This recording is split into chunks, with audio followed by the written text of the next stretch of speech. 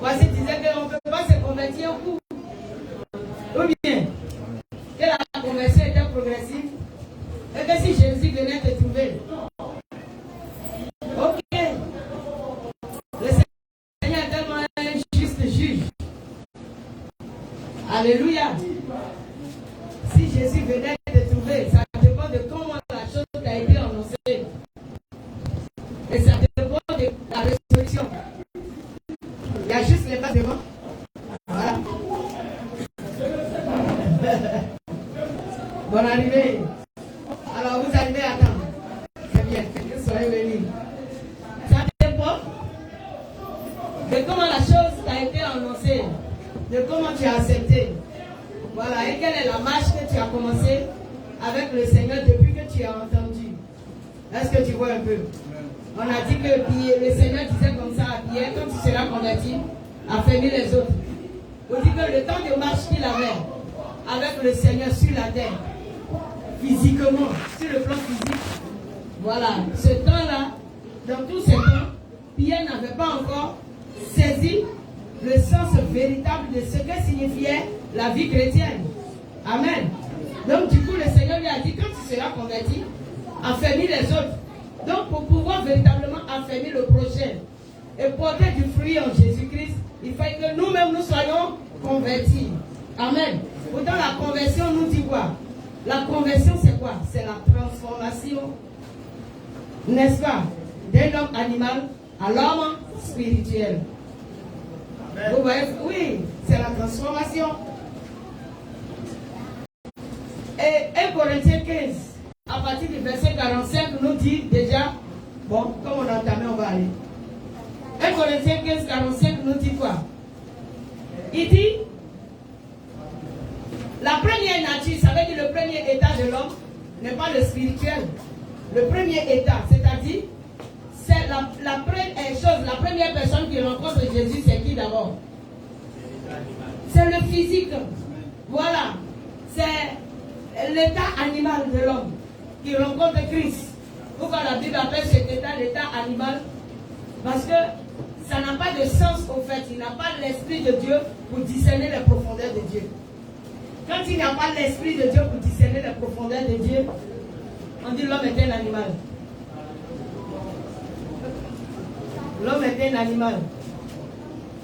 Et la Bible pousse jusqu'à dire que tant que l'héritier demeure enfant, ça veut dire quand il n'a pas de connaissances et de responsabilités à prendre, il ne diffère rien d'un esclave. L'héritier qui demeure enfant est comme un esclave. Parce qu'il va falloir quelqu'un pour prendre les décisions à sa place. Il va falloir quelqu'un pour orienter les choses dans sa vie. Il va falloir quelqu'un pour lui dire fais ceci et fais cela. Ou même faire des choses à sa place. Parce qu'on dit l'héritier à 8 ans, par exemple. Et puis il a un dossier à signer qui concerne l'héritage de son père. Mon frère, est-ce qu'il peut signer? Pourquoi il ne peut pas signer? Il ne peut pas comprendre tout ce qui concerne les écrits qui sont là, n'est-ce pas? Voilà, il ne peut rien comprendre des processus. Donc, tant que l'héritier est enfant, il est esclave. C'est quelqu'un qui a besoin peut-être de préparer telle nourriture pour lui donner. Pour répondre même au désir même de sa personne là, ce serait compliqué. Parce que les gens vont trouver que telle chose est bonne pour lui et telle autre n'est pas bien pour lui. Pourtant, s'il est un fils, il a une responsabilité en lui-même. Alléluia. Donc le Seigneur veut que quoi? Nous devenons des fils en Jésus. Amen. Parce que c'est le fils qui hérite du royaume et non l'enfant. Le fils hérite et puis l'enfant n'hérite pas. Parce qu'on peut déclarer l'enfant héritier, mais on veut le voir grandir afin de posséder l'héritage. C'est vrai que la chose lui est déjà décrétée depuis son enfance. Tu vois un peu, on peut dire avant son existence. Moi je suis un homme riche. C'est un exemple que je prends. Tu vois. Et puis je n'ai pas encore enfanté, je suis enceinte. L'enfant qui est dans mon ventre, il est déjà héritier de moi, mais bien. C'est vrai qu'il n'a pas encore les capacités de gérance, mais il est héritier. Amen. Mais quand on le déclare héritier, qu'est-ce qu'on désirait voir? Toi, héritage. Voilà ce que Dieu veut pour chacun de nous. Dieu veut voir un enfant de Dieu prendre possession de son héritage. Vous voyez un peu. Mais comment est-ce que nous pouvons prendre possession de notre héritage dans le Seigneur? Parce que la chose maintenant rentre dans un autre cadre. Alléluia. Il y a ce qui est terrestre et il y a ce qui est spirituel. Gloire à Jésus. Et tu as parlé, tu as demandé concernant véritablement le salut. Amen. Je vais vous poser une question. Est-ce qu'on peut avoir l'assurance de son salut? Est-ce qu'on peut avoir l'assurance de son salut? Bon, qui croit qu'il est sauvé? Oui. C'est compliqué. On dit tout de suite, quand nous parlons du salut, lorsque je suis en train de parler du départ de la terre, n'est-ce pas, pour rentrer dans la gloire, qui est convaincu quand il quitte la terre? Voyons bien les exemples. Regardez bien. Prenez le cas de Moïse. Regardons les exemples. Amen. Est-ce que Moïse a été sauvé? Amen. Oui, Moïse a été sauvé. Qu'est-ce qui nous confirme dans la parole de Dieu que Moïse a été sauvé?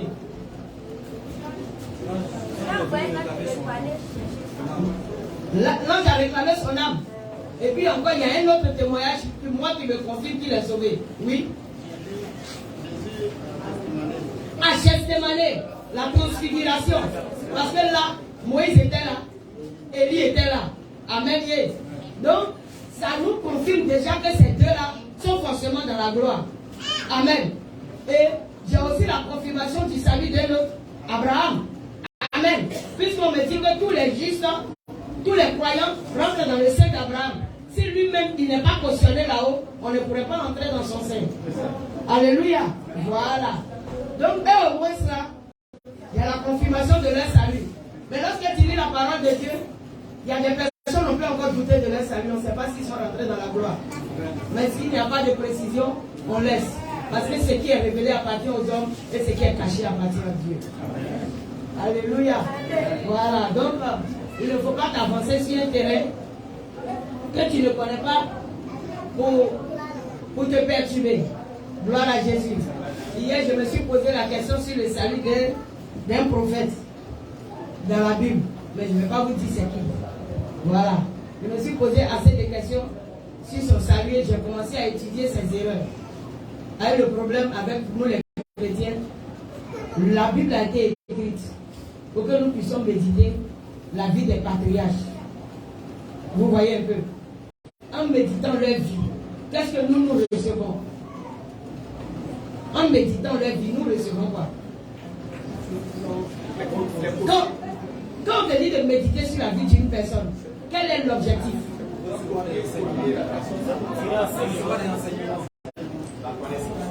Doucement, allons-y doucement. Nous méditons sur la vie d'une personne par rapport à quoi?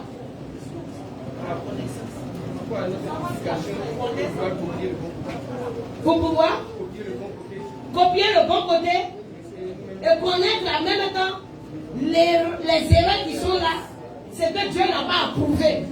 Est-ce que vous voyez? Voilà. Il y a certaines personnes qui se lèvent pour dire non, mais les Salomon, les Abraham ont eu plusieurs femmes. Mais qu'est-ce que Dieu en disait? Ce n'est pas le fait qu'ils aient eu plusieurs femmes qui est l'important. Voilà. Mais qu'est-ce que Dieu dit de l'attitude qu'ils ont eue devant lui? Et s'il y a eu une porte de salut, comment est-ce que ce salut est venu? Regardez par exemple Moïse. Regarde la porte de salut qui s'est ouverte à lui. Ça veut dire, dans les normes, selon la justice de Dieu, Moïse se perdait. Ah, c'est pas fait, hein? Est-ce que c'est fait? Moïse se perdait. Donc si Dieu ne disait pas à Michaël, va et réprimande Satan, Moïse est passé de l'autre côté. Après être devenu Dieu devant Pharaon, n'est-ce pas Dieu qui a dit Moïse, je te fais Dieu devant Pharaon? Ah! Dieu de Pharaon est en train de rentrer en enfer en enfer. C'est pas normal, non? Ah. Donc c'est là que les chrétiens doivent faire attention. Ça veut dire que ce n'est pas la position spirituelle que tu as qui est quelque chose. Hein? Est-ce que tu comprends? Tu peux être prophète, tu peux être pasteur, non, tu peux être docteur. Ce n'est pas ça qui fait de toi l'élu du royaume des cieux. Donc allons voir les concepts qui font de nous des élus du royaume. Parce que nous vivons, c'est une grâce. Mais il ne faudra pas que nous ayons vécu cadeau. Qui veut qu'après son passage sur la terre, on doit que ça soit cadeau qui soit venu ici-bas? Hein? Tu veux que ça soit cadeau? Non. Comment? C'est pas normal. C'est comme si Dieu n'a pas donné de sens à ta vie. Il faut que tu aies ton histoire. Oui, il faut que tu aies ton histoire. L'histoire des patriarches a été écrite. Toi aussi, ton histoire doit être écrite. Alléluia. Mais il y a quelque chose d'important. C'est la fin de l'histoire. Oui. Ce qui importe Dieu, c'est la fin de ton histoire. Où le Seigneur écrit d'un patriarche, il mourut et fut recueilli auprès de ses pères. Toi, tu es recueilli où? Tu es recueilli où? Il mourut et fut recueilli auprès de ses pères. Tu vois un peu? Et puis Dieu rend témoin de certaines personnes. Il dit s'il y a le trouble dans un pays, et que parmi les peuples, ou le peuple qui est là, si je trouve un Daniel, un Noé et un Job, je vous assure, moi, l'Éternel, qui sauverait leur âme. Ça veut dire que quoi? Que quelqu'un aille méditer la vie de Noé, la vie de Daniel et la vie de Job. Voilà ce que Dieu nous dit. Il ne dit pas qu'il faut t'appeler Job pour être sauvé, ni faut t'appeler Noé, ou bien il faut aller t'appeler Daniel. Qu'est-ce que le Seigneur est en train de dire là? Il dit s'il y a eu parmi eux et Noé, le Seigneur ne regarde pas la multitude. Hein? Il dit s'il y a seulement eu Noé, l'attitude de Noé, la vie de Noé, l'esprit de Noé, le caractère de Noé, la manière dont Noé a épousé la vision avec Dieu. S'il y a eu un Daniel, s'il y a eu un Job, ils vont sauver leur âme. Donc là, le Seigneur est en train de t'orienter dans comment obtenir toi aussi le salut de ton âme. Sois un Noé. Ok, Noé, il était quoi? Un prédicateur qui, dans son temps, n'a eu qu'une église de 8 personnes. Aïe, voilà ce que Noé a été. Aujourd'hui, pour qu'un pasteur accepte de prêcher la vérité, c'est compliqué. Parce que quand il prêche la vérité, l'église ne peut pas être remplie. Le message de Noé dans son temps ne pouvait pas sauver plus de personnes. Parce que même sa famille a trouvé qu'il exagère. Ses beaux-parents ont dit qu'il exagère. Sinon, la parole était prêchée à eux tous, n'est-ce pas? À toute cette génération. Et la Bible nous dit, le 9e d'Adam n'a sauvé que 8 personnes dans l'âge. Une église, c'est une hache. C'est un message qui est lancé par Jésus-Christ de Nazareth afin d'acquérir ceux qui doivent être sauvés, de les rassembler pour le salut.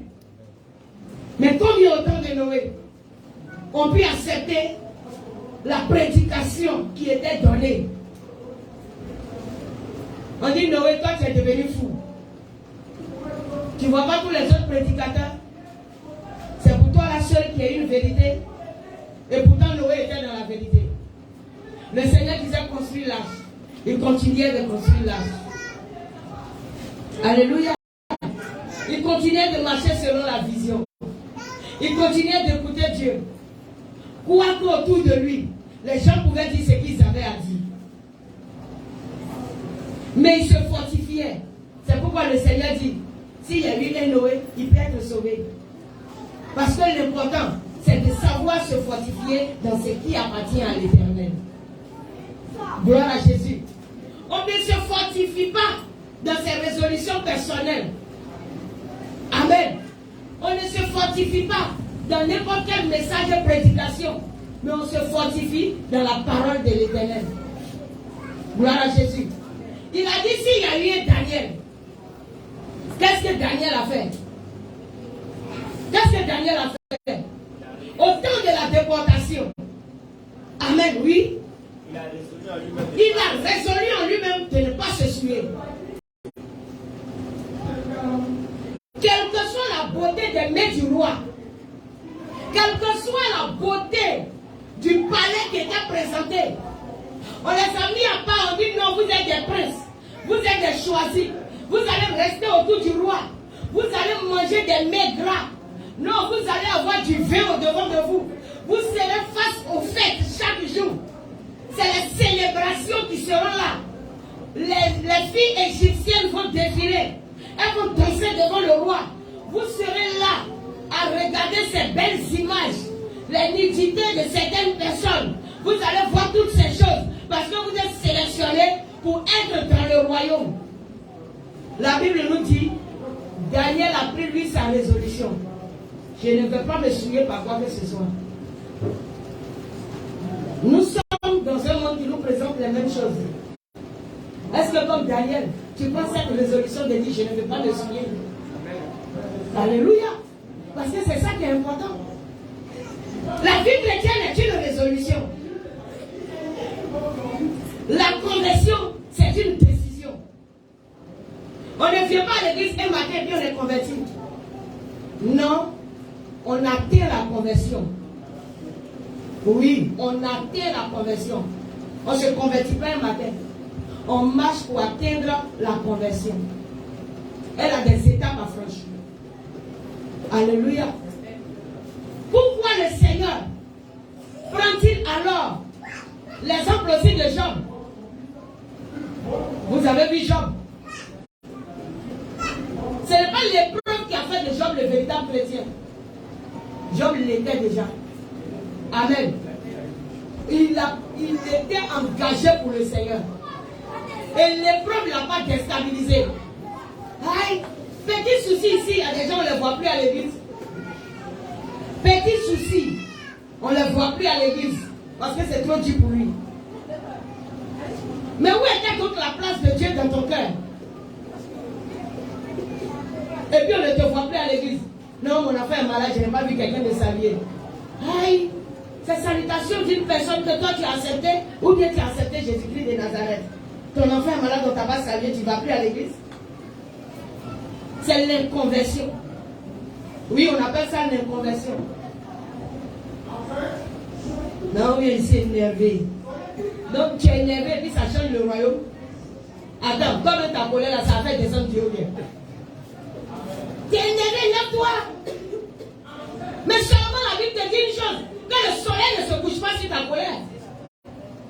On n'a pas dit que tu ne peux pas t'énerver. C'est naturel là. Oui, la colère fait partie des choses naturelles qui peuvent arriver à une personne. C'est naturel. Tout de suite, quelqu'un peut me déranger, je peux m'énerver. Mais l'Esprit de Dieu t'envoie vite à te ressaisir. Que le soleil ne se couche pas sur ta colère signifie que quoi? Ne pose pas une action qui sera contraire à la parole. Parce que le soleil, c'est la lumière de la parole. C'est tout. Que le soleil ne se couche pas. Ça veut dire que ne va pas contre cette parole lorsque toi tu rentres dans une position quelconque. Voilà, ça ne veut pas dire non, peut-être c'est le soleil que tu vois au dehors là. Lumière de cette journée là, peut-être qu'il va se coucher. Ce n'est pas elle. Le soleil, c'est la lumière qui nous éclaire. La parole de Dieu, elle est la lumière qui éclaire. Alléluia. Donc fais attention. Quand la situation de Job est venue, le soleil ne s'est pas couché. Ce n'est pas que Job n'avait pas de douleur en lui. Qui peut supporter l'épreuve de Job ici? On dit c'est en un seul jour que toutes les calamités sont tombées sur sa tête. Vrai ou faux? Et le même jour, ça n'a pas suffi à l'ennemi de tuer encore tous ses enfants. Non seulement brûler tous ses biens, mais tuer tous ses enfants. 10 enfants. Ce n'est pas 10 enfants pour les construire. 10 enfants n'est pas 10 ans. Donc ça fait combien d'années de travail? Qu'est-ce que Job espérait? Voir demain ses enfants devenir responsables, considérer l'héritage et le travail qu'il a fait, et puis continuer l'œuvre de ses mains. Et puis en un jour, son rêve a été basculé. Son rêve est tombé à l'eau en un seul jour. N'est-ce pas? Mais regardez l'attitude de Job. Il a dit quoi? Qu'est-ce que Job a dit? Qu'est-ce qui a donné à Job la victoire? Quelle est la parole qui a donné à Job la victoire? Parlez avec vos convictions. Il dit l'Éternel et l'Éternel, que le nom de l'Éternel, c'est tout. Il dit non, Seigneur, c'est ce que tu voulais faire. Tu as mis devant moi, j'ai espéré. Ok, tu as enlevé. J'espère toujours. Sois béni. C'est intéressant, non? Il dit, Seigneur, c'est ce que tu as fait, quoi. Non, il a pris en fait play sa situation, quoi. Voici, est-ce qu'on peut prendre en fait play, quoi? C'est pas facile, non? Faire play ça, là, ça ne joue pas ballon. Aïe, tu m'as donné, tu as repris, sois béni. Pourquoi Job a dit sois béni à l'Éternel? Parce qu'il sait, lui.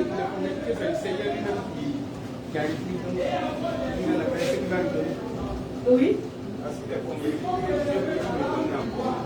Ok. Qui encore? Pourquoi Job était tranquille dans son cœur? Oui. Parce qu'il est convaincu qu'il n'a pas aussi chuté dans sa position. Il est convaincu qu'il a assis dans il était dans sa bonne position. Amen. Il savait que c'est l'Éternel qui fait toutes choses et que Dieu ne veut pas son mal. C'est tout. Dieu ne peut pas poser une action dans le but de détruire un enfant de Dieu. Voilà ce que Job a compris. Éternel, tu as donné, tu as repris. Que ton nom soit glorifié. Parce que moi je sais que c'est toi, Éternel. Tu ne peux pas venir me détruire. Est-ce que Dieu est auteur du mal? Non. Dieu est auteur de tout bien. C'est pourquoi il a dit tout concourt au bien de celui qui aime Dieu et qui est appelé selon son dessein. Gloire à Jésus. Il est auteur de tout bien. Donc l'Éternel m'a donné, l'Éternel a repris, que le nom de l'Éternel soit glorifié. Alléluia. Voici des personnes revêtues de la gloire de Dieu, de la parole de Dieu. C'est pourquoi le Seigneur les a cités. Ce que le Seigneur veut aujourd'hui, c'est que nous soyons ainsi revêtus de la parole. Lorsque tu es revêtu de la parole, alors il n'y a plus de reproches, tu ne peux juger. C'est pourquoi il dit quoi? Jugez-vous vous-même, afin de ne pas être jugé. Parce que celui qui se juge, c'est une personne qui s'analyse, n'est-ce pas? Est-ce que telle décision, est-ce que tel acte à poser est bon de ma part? Si ce n'est pas bon, je prends déjà la résolution moi-même de ne pas poser l'acte. Et si c'est bon, alors j'analyse que ce que je veux faire convient au Saint-Esprit, alors je le fais. Amen. Toi, tu te lèves de chez toi, tu prends tes pieds. Et puis tu veux aller dire à une femme que son mari est à l'hôtel. Et puis tu dis tu es chrétienne. Que tu t'en la sauver comme ça. Non, dis-moi. Aïe, tu vois un peu. Tu quittes de chez toi avec tes pieds. Et puis tu es convaincu que tu vas trouver la femme là pour dire que est-ce que tu sais que ton mari est à l'hôtel? Et puis là, tu es en train de faire du bien à la dame. Tu es sûr que tu t'en vas pour lui faire du bien. Est-ce que tu n'es pas une sorcière? Non, tu es une sorcière. Ce que tu aurais pu faire là, qui avait un acte de salut, c'est d'aller trouver le monsieur à l'hôtel. Ah, mon frère, tu es le mari de ma soeur. Pardon, ce que tu veux faire là, ça peut nous envoyer en enfer. Ah, toi aussi, il faut chercher ton mari, laisse pour ta camarade. Moi, il n'y a rien dit à ta femme, il faut partir à la maison, pardon. Si tu ne vas pas à la maison, ne bouge pas. Hein. C'est devant moi ici, tu as couché à elle ici. Il n'y a pas de laisser. Et puis là, le monsieur là regarde jusqu'à. Elle dit lui-même, il serait étonné que tu n'as pas ouvert ta bouche un jour pour dire à sa femme. tu vas voir l'esprit de Dieu qui est en toi, là, il va venir épouser ça. Si le mari de ta soeur n'était pas converti, il va se convertir. Amen. Il faut savoir juger des bonnes actions et les poser. Oui, quand tu veux poser une action, mets cette action à la lumière de la parole de Dieu. Alléluia. Et cherche Dieu par rapport à tes actions. C'est très important. Dimanche passé, nous nous sommes arrêtés sur un texte, Matthieu 22. Comme il s'agit du royaume. On va repartir à Matthieu 22.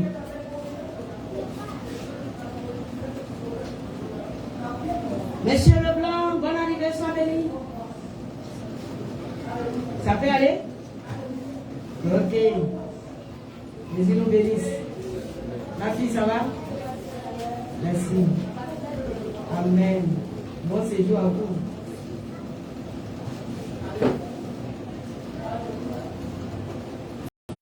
Matthieu 22. On va repartir à notre texte. Parce que quelque chose va encore nous intéresser, n'est-ce pas?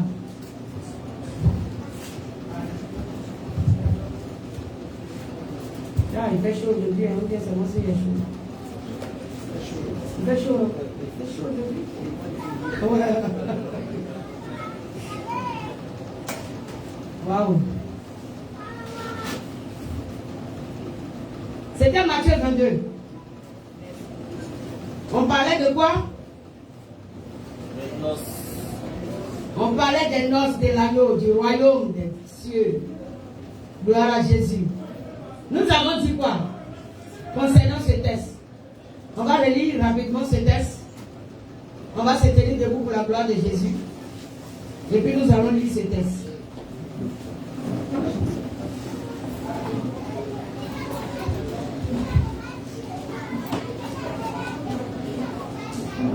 Matthieu chapitre 22, Oui. à partir de son verset 1er. Jésus prenant la parole, parla de nouveau en parabole et dit: Et dit, le royaume des cieux est semblable à un roi qui fit des noces pour son fils. Il envoya ses serviteurs appeler ceux qui étaient conviés aux noces, mais ils ne voulurent pas venir. Oui. Il envoya encore d'autres serviteurs en disant: dites aux conviés, voici, j'ai préparé mon festin. Mes bœufs et mes bêtes grasses sont tués. Ouais. Tout est prêt. Venez aux noces. Mais sans s'inquiéter de l'invitation, Oui. ils s'en allaient. Celui-ci à son champ et celui-là à son À trafic. son trafic. Wow. Et les autres se saisirent des serviteurs, les outrageaient et les tuaient. Le roi fut irrité. Il envoya ses troupes, fit périr ses meurtriers et brûla leur ville. Alors il dit à ses serviteurs: les noces sont prêtes, mais les conviés n'en étaient pas dignes. Allez donc dans les carrefours et appelez aux noces tous ceux que vous trouverez. Ses serviteurs allaient dans les chemins, rassemblaient tous ceux qu'ils trouvaient, méchants et bons. Et la salle des noces fut pleine de convives. Ouais. Amen. C'est là qu'on s'est arrêté. C'est là qu'on s'était arrêté? Amen. Ok. Il n'y a pas de problème. Non, continue. Verset 11. Ouais. Le roi entra pour voir ceux qui étaient à table et il aperçut là un homme qui n'avait pas revêtu un habit de noces. Et il dit: mon ami, comment es-tu entré ici sans avoir un habit de noces? Cet homme eut la bouche fermée.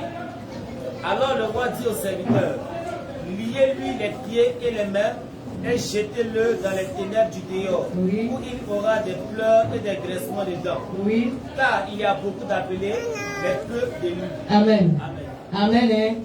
Car il y a beaucoup d'appelés, mais peu d'élus. Ça veut dire qu'ici, là, nous sommes tous appelés. Hein?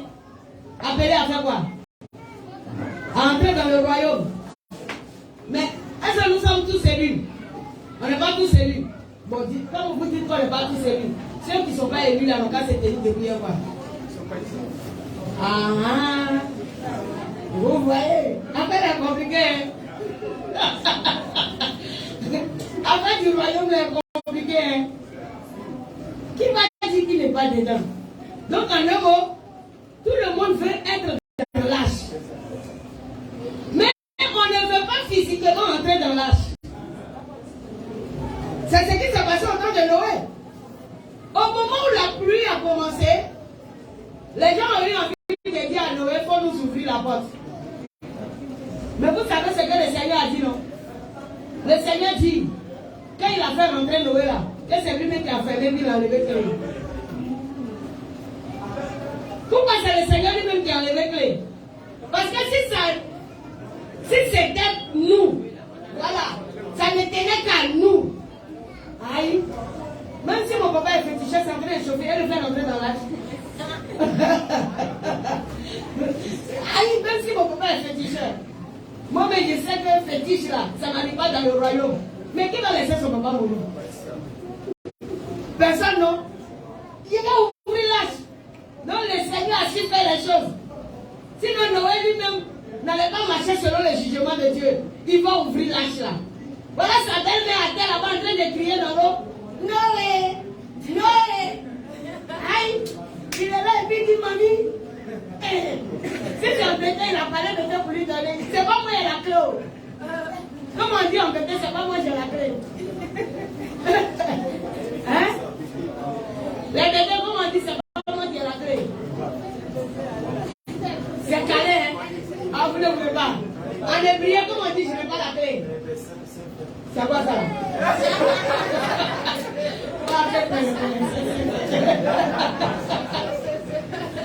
Hein? Alléluia, hein?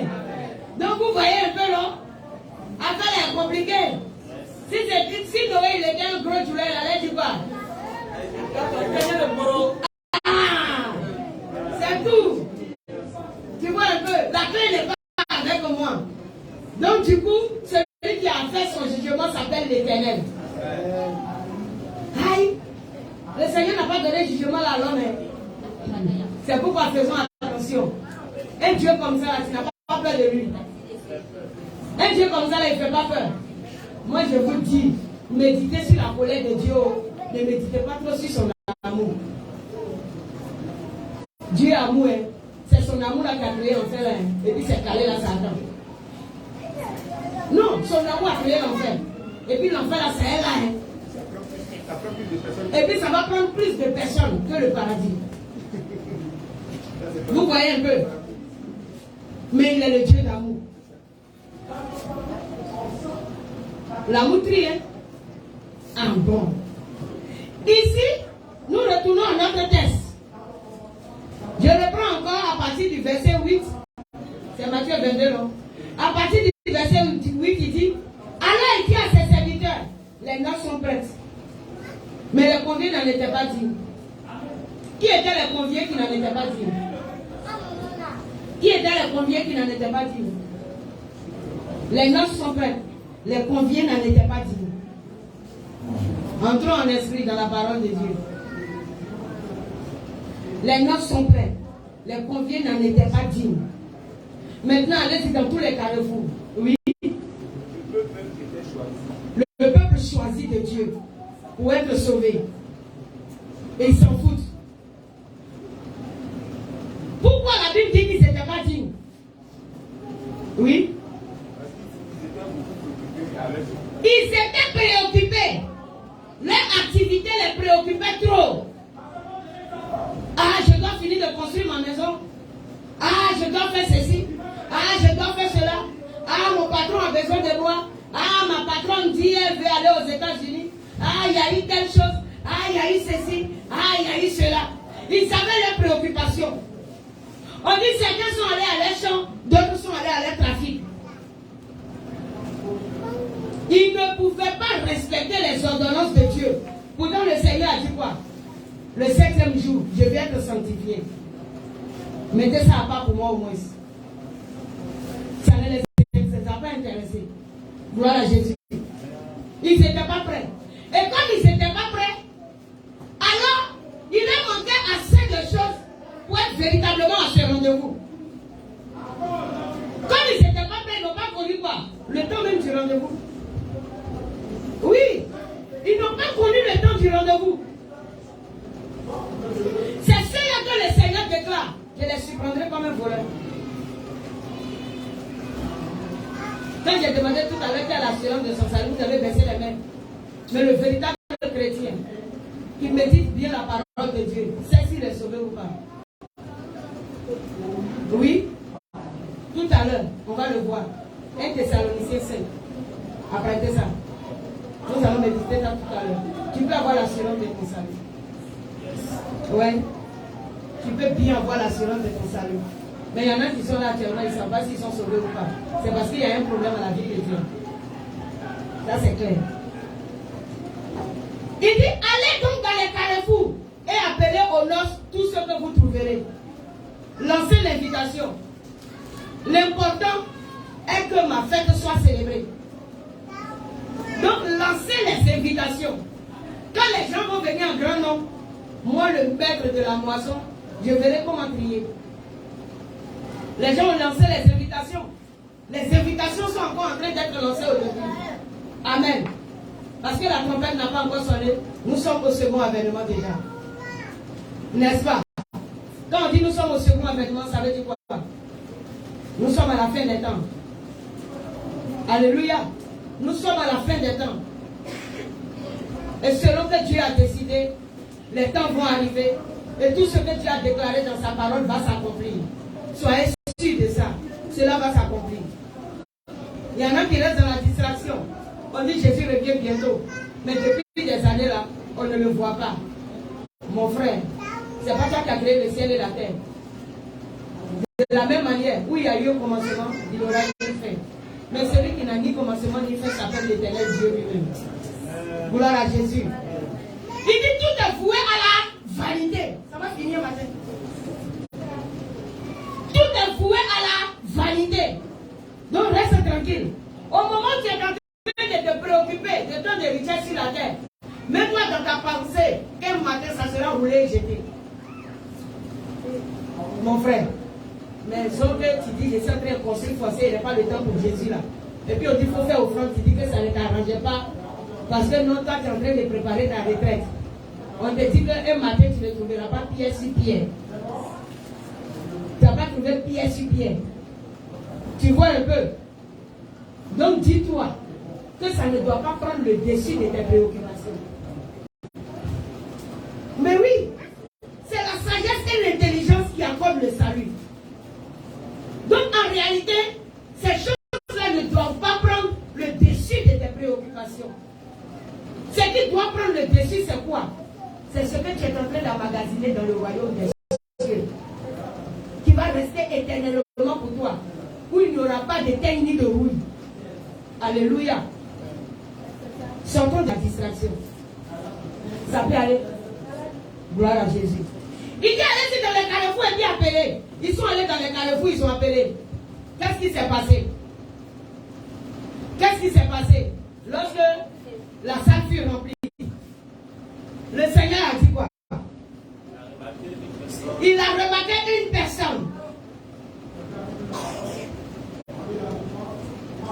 Il a remarqué une personne. Quelle était la remarque sur cette personne? Allons-y vite. Il n'avait pas habit de noces. Habit de noces veut dire quoi? On vient de finir quelque chose qui ressemble à ça, le jeudi. Il n'avait pas habit de noces. Amen. Mais le Seigneur dit quoi par habit de noces?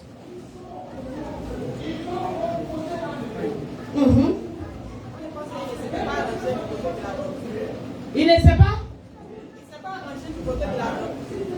Il ne s'est pas rangé du côté de la doctrine. Oui.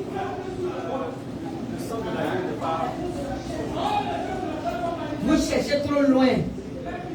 On est dans habit. Descendons dans vêtements. Quand on parle d'un habit, c'est quoi? Pour mieux comprendre la parole de Dieu, vous savez, Dieu, il est le prophète des prophètes. Et sa parole est prophétique. Si tu veux mieux comprendre Dieu, là, il faut lire les livres prophétiques. Sinon, quand tu es dans Matthieu, Marc, là, tu ne vas rien comprendre. Je t'assure. Matthieu, Marc, là, il ne donne pas compréhension de la parole. Ce sont les livres prophétiques là qui expliquent Dieu. Parce que le Seigneur est voilé dans sa prophétie. Gloire à Jésus. Maintenant, quand tu lis la parole de Dieu, Regarde le mot qui est écrit. Il est question de noces, n'est-ce pas? Quand on parle de noces, on parle de mariage. Amen. Et puis, le Seigneur ici est en train de reprocher à l'invité l'habit de noces. Donc, analysons pas à pas pour voir de quoi le Seigneur veut parler. C'est ça. Parce que si tu ne peux pas faire les analyses qu'il faut, selon l'esprit, et puis tu as vu devant toi une fête qui est organisée, beaucoup de manger, les bœufs sont tués, et puis tu as vu ça sur table là, ça va te détruire. Tu ne vas pas comprendre la prophétie et tu ne seras pas sauvé. Parce que la parole de Dieu est voilée et cachée. Selon Ésaïe 29, à partir du verset 11, il dit tout est scellé. Et personne ne peut comprendre. C'est l'Esprit de Dieu seul qui révèle la prophétie. Faut noter Ésaïe 29, à partir du verset 11, tu vas aller étudier ça. Et puis tu vas voir de quoi le Seigneur parle. Donc lorsqu'on parle d'habits de noces, qu'est-ce que le Seigneur dit par là?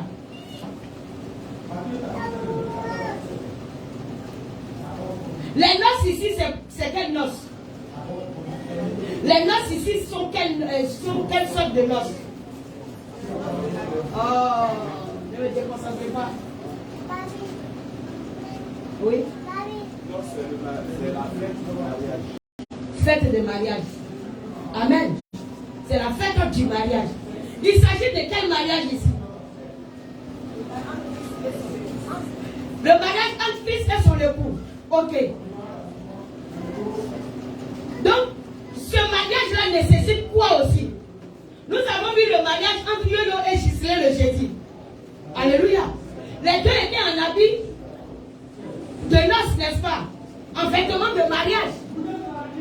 C'est ce qui a fait qu'on a pu distinguer qui est donc la mariée et le marié.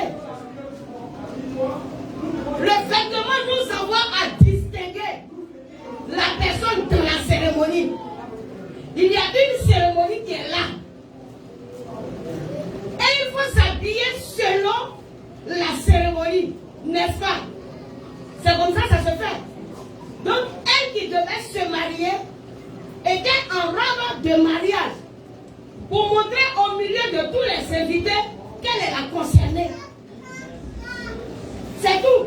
De sorte que même si quelqu'un ne sait pas qui se marie, en soulevant la tête, quand il voit tout le monde rassemblé, il reconnaît alors la mariée à cause de quoi? Son accoutrement.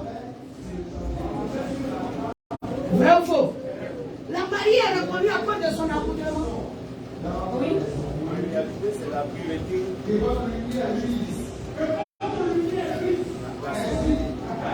Bon. Ok, ça fait partie. Mais je n'en suis pas là d'abord. Amen. Ça fait partie, certes. Donc, la mariée est reconnue. Ici, le Seigneur dit nous sommes conviés et que nous sommes les épouses. Vous voyez un peu? Les invités dont il parle ici, c'est ceux-là qui sont appelés à épouser l'agneau. Ce n'est pas n'importe quel invité. Oui, frère Yannick. Ils n'avaient pas la parole. Ok. Mais quelle est cette parole qu'ils doivent avoir? Parce que c'est dans ces profondeurs que nous allons partir. Oui. Le salut. Ils n'avaient pas le salut. Mais lui, il était présent. Parce qu'il se disait que quoi? Il fait partie des conviés. Donc du coup, il croit qu'il avait le salut. N'est-ce pas? Donc il ne suffit pas de croire que nous avons le salut.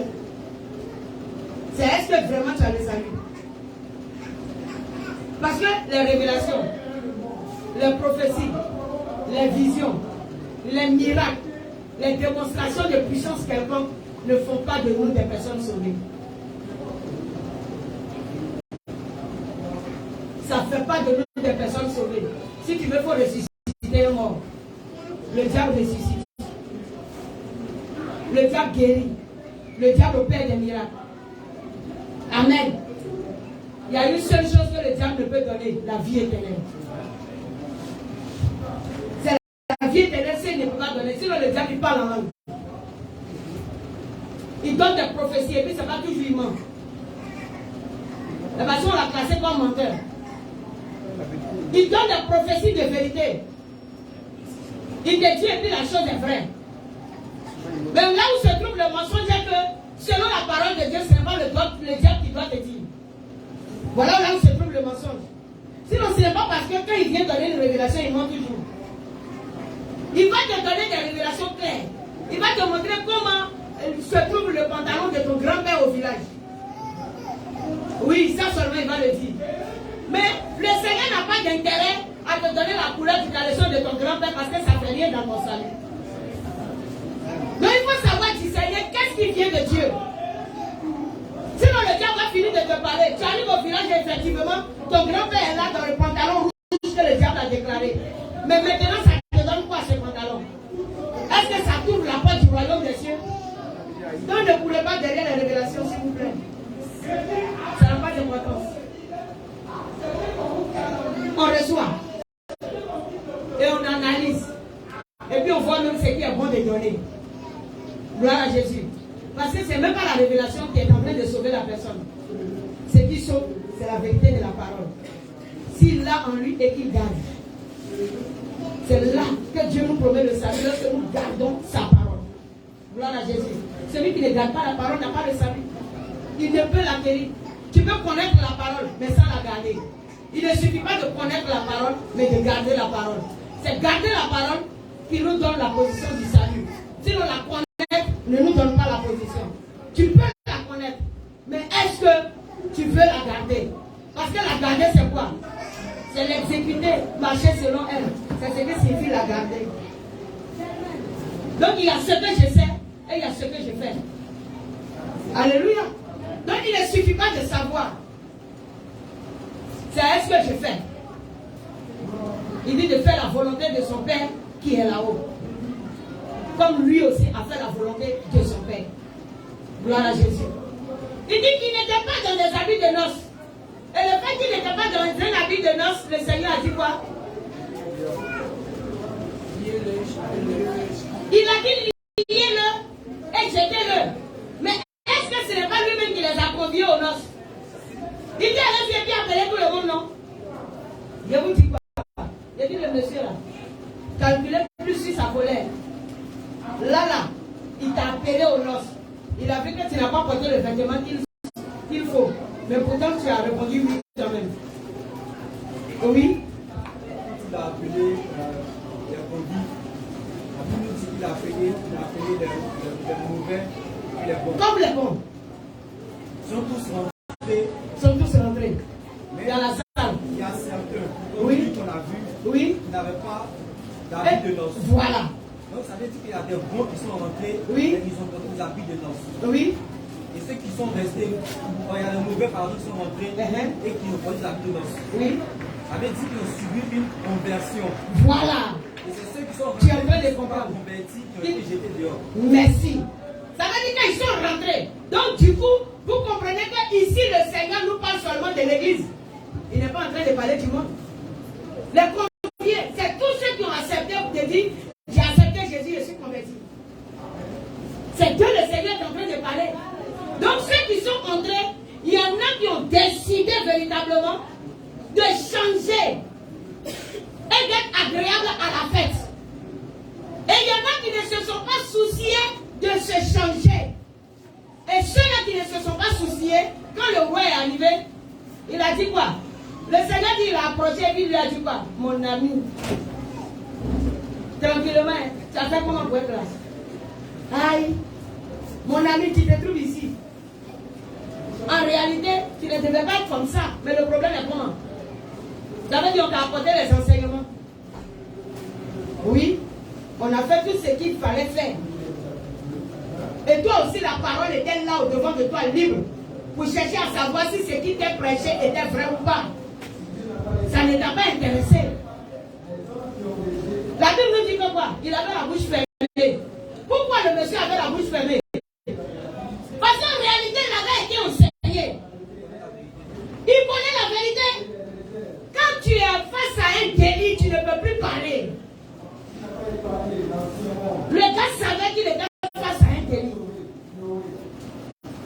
Il a désobéi. C'est maintenant qu'il est en train d'analyser. C'est maintenant qu'il est en train de réaliser qu'il a commis la plus grande erreur de sa vie, de ne pas pouvoir écouter ce qu'on lui disait. Oui, c'était ça. C'est ce qui a fait que la Bible nous dit, il a gardé la bouche fermée. S'il ne pouvait dire que quoi, on ne m'a rien dit. Que j'étais de passage et puis on m'a fait entrer. Mais il n'y a même pas eu d'excuse. Non. Parce qu'en réalité, il n'y a pas d'excuse. Mon ami, tu as fait comment? Bouche fermée. Le Seigneur dit ok, liez-le et jetez-le dans les ténèbres du dehors, là où il y aura les pleurs et les grincements des dents. Vous pensez qu'il a décidé ce jour-là d'aller dans les pleurs? Il n'a pas décidé. Mais c'est quoi qui a fait son erreur? C'est quoi qui a fait son erreur? Mandat. Mais nous sommes en train de dire ça, c'est bon. Mais c'est quoi vous appelez conversion là? Parce que c'est ça. C'est ce qu'on veut que vous atteigniez. La conversion. La connaissance de la parole. Et non les contradictions. La connaissance de la parole. Lorsque tu arrives à la boulangerie, ils ont un vêtement qui prouve qu'ils sont des travailleurs de là-bas. De sorte qu'on connaît la différence entre celui qui travaille dans la société et ceux qui viennent pour acheter du pain. Est-ce que les deux sont habillés de la même manière? Non, ils ne sont pas habillés de la même manière. Lorsque nous voyons les balayettes de la mairie, la balayette de la rue, vous voyez qu'ils mettent sur un symbole qui signifie qu'ils travaillent pour la mairie. Vrai ou faux? Voilà. Donc le vêtement vient pour faire quoi? Merci. Le vêtement identifie. Le vêtement identifie. Donc, le Seigneur qui a donné la sagesse de classer les choses de cette manière, est-ce que lui-même n'est pas organisé aussi dans son royaume? Est-ce que Dieu n'est pas organisé? Amen. Est-ce que Dieu n'est pas organisé? Dieu aussi est organisé. Il est organisé. Et dans son organisation, lorsqu'on voit le chrétien, on n'a pas besoin d'aller ouvrir son cœur pour savoir s'il est chrétien ou pas. Oui. Dans l'organisation de Dieu, on n'a pas besoin d'ouvrir le cœur du chrétien. Alléluia. Prends le livre de l'Apocalypse. Apocalypse 19. Nous avons aussi les vêtements que nous portons, n'est-ce pas?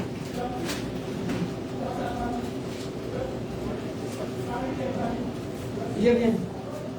On ira dessus.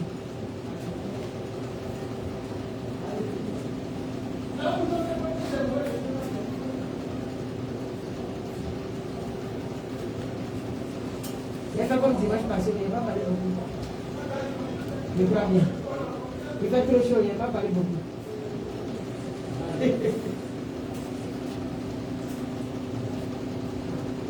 Apocalypse 19 à partir du verset 7. Apocalypse 19. Oui. À partir du verset 7. Réjouissons-nous et soyons dans l'allégresse. Réjouissons-nous et soyons dans l'allégresse. Et donnons-lui gloire. Et donnons-lui gloire. Car les noces de l'agneau sont venues. Les noces de l'agneau sont venues. Et son épouse s'est préparée. Son épouse s'est préparée. Amen d'abord. Il a dit les noces de l'agneau sont venues. Et son épouse s'est préparée. Épouse de l'Éternel, est-ce que tu es prêt? Hein? Et après ils ont oublié. Tu es prêt? Épouse, tu es prêt, non? Ah, on va continuer. Amen. Hein? Non, je voulais entendre ça seulement. Épouse de l'Éternel, est-ce que tu es prête? Amen. Alléluia. Hey. Frère, reprends le texte encore. Réjouissons-nous et soyons dans l'allégresse. Ah bon, ça a chauffé. Amen. Et donnons-lui gloire. Et donnons-lui gloire. Car les noces de l'agneau sont venues. Les noces de l'agneau sont venues. Et son épouse s'est préparée. Oui. Regardez comment Yo-Yo, est-ce qu'il faut demander à Yo-Yo toutes les préparatifs qu'elle a fait avant jeudi? Elle a contrôlé assez de choses. Aïe, de sa tête jusqu'aux orteils. Demande-lui si elle n'a pas contrôlé. Si elle n'a pas calculé. Sachant que le temps des noces arrivait. Aïe, quels sont les gommages qu'il fallait faire? Tout ça pourquoi? C'est un jour précieux. Il faut que la personne qui vient me soulever rencontre des choses agréables sur ma personne. Aïe. La mariée, vrai ou faux? Il dit, le Seigneur a voilé sa parole dans tout ce qui nous entoure. C'est la même chose là. Vous pensez que Dieu est fou? Il a mis au-devant de vous le mariage. Pourquoi? Parce que notre vie avec lui, c'est une vie de mariage. Donc quand il sait comment on gère le mariage, tu sauras comment on gère Christ. C'est tout, c'est pour cela que Dieu a mis au-devant de nous le mariage. C'est pour sa gloire que toute chose a été faite. Vous comprenez un peu? Donc demandez à eux les préparatifs. Aïe, faut voir Madame Kwasi l'année passée comment elle était. Elle a commencé à briller comme ça. Est-ce qu'on pouvait respirer? Ah, aujourd'hui c'est elle qui maigrit Kwasi grossit. Parce que le mariage a donné la vie du mariage a donné ses aspects à la personne. Ça c'est normal. Alléluia. Est-ce que c'est pas comme ça? Et puis regarde comment Kwasi aussi se carcassait. Il donnait de lui-même pour la réussite de sa fête. Donc imagine que tu as fini tout ça là. Et puis le jour là, tu ne voyais pas ta femme à la mairie. Est-ce que c'était bon? Mais c'est ce que nous faisons à Jésus. Le Seigneur arrive et puis il ne nous voit pas. Mais on dit où est la mariée? On dit non, elle est partie faire le Watoubou. Aïe! Regarde comment le monsieur s'est apprêté. Il s'est apprêté, il est quitté au ciel, il est mort à la croix. Il est descendu dans le profondeur, il a arraché à Satan les clés de la vie. Il est revenu, il dit tiens, j'arrive, voilà, faut te préparer, de faire ceci, il a laissé les recommandations. Le gars revient, le roi des rois. On dit il est revêtu de lin. Et si sa vie c'est écrit le roi des rois. Alléluia. Et puis il fait son atterrissage dans la salle de noces. La mariée n'est pas là.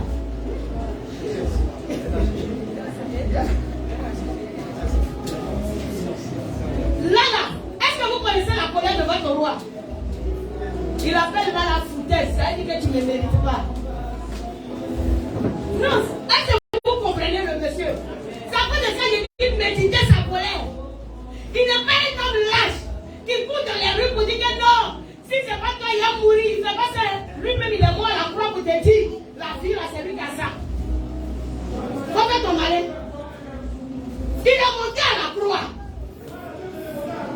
C'est pour te dire que je détiens toutes les capacités. Si tu veux là, va te plaindre. Il y a tout disposé pour que tu sois là. Je t'ai donné un temps de rendez-vous. C'est un temps de rendez-vous qui t'est donné. Et tu étais censé connaître l'heure du mariage. Demandez à Yoyo si elle était en retard à la mairie. Elle n'était pas en retard à la mairie. Alors pourquoi? La chose la concernait. Est-ce que ça concernait le maire? Ah, ça la concernait. Si elle veut, faille qu'elle ne soit pas là, le maire s'en fout. Le maire ne va pas se déplacer chez elle à la maison pour dire mais la mariée où tu es. Le maire vient, il ne la voit pas. Il regarde le temps qui lui est accordé. Le temps passe, le maire s'en va. Vrai ou faux? Ah, considérons Dieu. Pourquoi on se presse pour être à l'heure? On ne peut pas rater le rendez-vous. Ça veut dire que nous sommes censés. Nous avons la connaissance. Amen. C'est pareil. Les noces sont prêts. La Bible dit l'épouse est censée d'être préparée. Gloire à Jésus. Frère, continue le test. Verset 8. Et il lui a été donné de se revêtir d'un fin lait. Il lui a été donné. Ça veut dire les conditions sont là pour que l'époux puisse venir te prendre. Les conditions sont là. Il lui a été donné de se revêtir d'un fin lait. Éclatant. Pur. Car le fin lait, ce sont les œuvres justes des saints. Alléluia. Amen. On dit, quel était le vêtement de l'épouse? Fait l'impur. Et il est encore décrit que ce fait l'impur là, c'était quoi? Les œuvres justes des saints. On n'a pas dit Vous voyez que Dieu va toujours à l'église. Et vous dites ça toujours, Dieu s'en fout du dehors. En Jean 17, le Seigneur l'a dit. Il dit, je ne prie pas pour le monde. C'est ce que tu m'as donné là, c'est pour eux que je prie. Afin que eux et nous devenions un. Voilà. Je prie pour eux. Sinon, si c'est le monde là, le monde est jeté à juger. On les laisse comme ça. Fait chaud. Amen. Il lui a été donné de se revêtir de fin lait pur, éclatant, etc., etc. Le Seigneur est en train de montrer la transparence de la chose. Amen. Et puis il dit quoi? Ce sont les œuvres justes des saints. Alléluia. Donc quand on parle d'une œuvre, c'est quoi? Une œuvre est quoi? Je veux que tout le monde parle. Qu'est-ce qu'une œuvre, Mariette?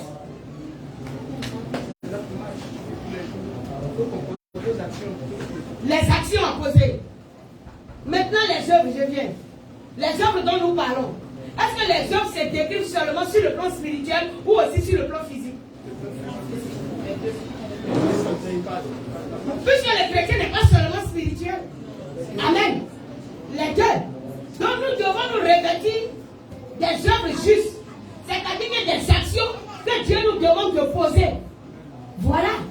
Donc ces actions à poser là sont aussi spirituelles que physiques. Amen. Donc quelles sont les actions spirituelles qu'un enfant de Dieu peut poser comme revêtement spirituel sur sa vie? Si on veut parler de revêtement spirituel, quelles sont ces actions spirituelles à poser pour être revêtu sur le plan spirituel? Donc le Seigneur du coup te demande quoi? Le revêtement sur le plan spirituel et sur le plan physique. Parce qu'il ne va pas qu'il y ait un enfant de Dieu de marcher nu. Alléluia. Amen. Ok. Décrivons d'abord le spirituel. Les revêtements spirituels. Oui. On commence d'abord par la première mission que Jésus nous a demandé à faire. Il dit aller partout pour évangéliser. D'accord, ça c'est une action. Mais avant même d'être évangéliste, il faut d'abord que toi-même tu aies la connaissance. C'est bien.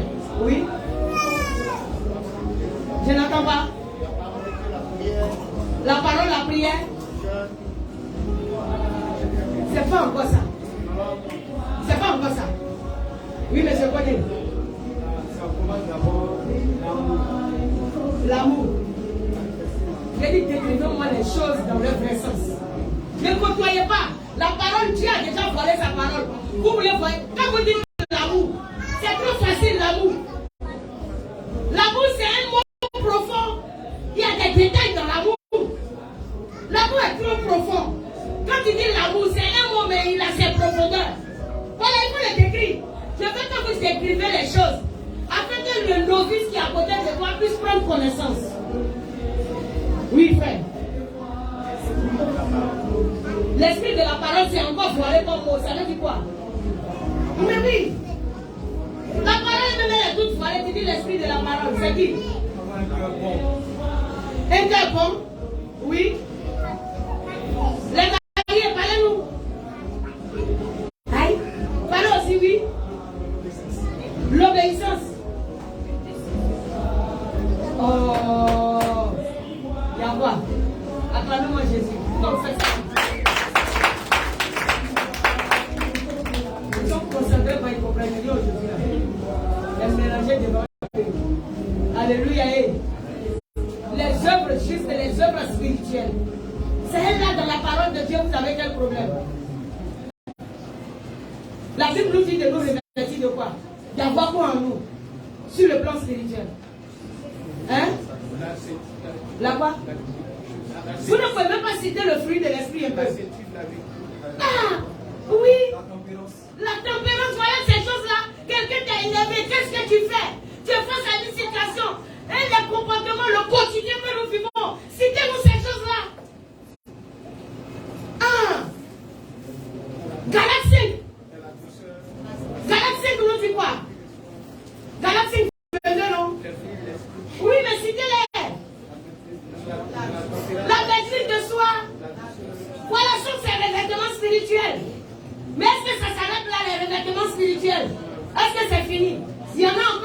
Le Seigneur nous dit en Éphésiens 6, à partir du verset 10, il dit de nous revêtir de quoi?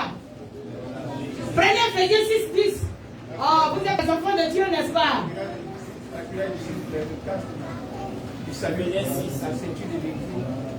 Oui, vas-y. Éphésiens 6, à partir du verset 10. Oui. Au reste, fortifiez-vous dans le Seigneur oui. à sa force toute puissance. Toute puissance. Revêtez-vous de... On vous parle d'habits ici. Donc nous sommes dans les vêtements spirituels. On va tourner dans les vêtements physiques. Vous allez voir. Est-ce que je laisse? Allons. Revêtez-vous de toutes les armes de Dieu. Revêtez-vous de toutes les armes de Dieu. Afin de pouvoir tenir ferme contre les ruses du diable. Pour tenir ferme contre les ruses du diable. Ça veut dire, dans le fait du royaume là, voilà un côté de la chose qu'il faut d'abord prendre au sérieux. Revêtez-vous de toutes les armes de Dieu dans le but de faire quoi? De tenir ferme. Parce que si tu ne tiens pas ferme, tu risques de partir. Tu vas tomber. Il y a où il faut tenir ferme. Maintenant, pour tenir ferme, il y a son revêtement. Quelqu'un comprend? Pour tenir ferme, il y a le revêtement. Il ne faut pas dire non, je viens à l'église, je suis chrétien, puis ça suffit. Quand ça me chante, je vais parler avec telle personne. Quand ça me prend, je parle mal à telle autre. Ça, ce n'est pas la vie chrétienne. Amen. Ce n'est pas la vie chrétienne. Alléluia. La vie chrétienne, c'est savoir se comporter selon la parole de Dieu. Porter de bons fruits pour le Seigneur. Se revêtir de férin. Ces férins-là, on est en train de voir les caractéristiques du férin comme ça. Amen. Tu as seulement vu qu'il y a été donné de se revêtir de férin. Mais tu ne connais pas les profondeurs de férin là. Comment tu vas faire pour te revêtir? Tu ne sais pas si ici qu'on a commandé pour le mariage, c'est en coton ou bien si c'est en nylon. Mais tu ne seras pas agréable à la fête. On dit que tout le monde doit porter du blanc coton. Toi tu viens avec un blanc nylon. Est-ce que ça convient à la fête? Ça ne convient pas. Parce que c'est le blanc coton qui a été désigné. C'est pourquoi il faut connaître ce que les vêtements signifient. C'est très important. Amen. Est-ce que tu peux m'acclamer Jésus?